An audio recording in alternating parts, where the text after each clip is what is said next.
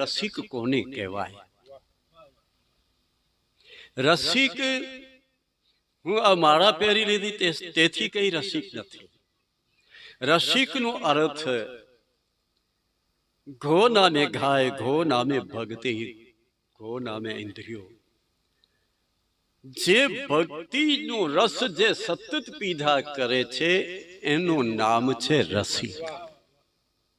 ચાહે તો તમારો ઈષ્ટ કૃષ્ણ હોય, ચાહે તો રામ હોય, ચાહે તો શિવ હોય કે ચાહે જગદંબા હોય, પણ જેનું જીવન ચરિત્ર શુદ્ધ અને પવિત્ર છે, જેની મનની વૃત્તિ શાંત અને પવિત્ર છે, બસ એનું નામ રસિક છે.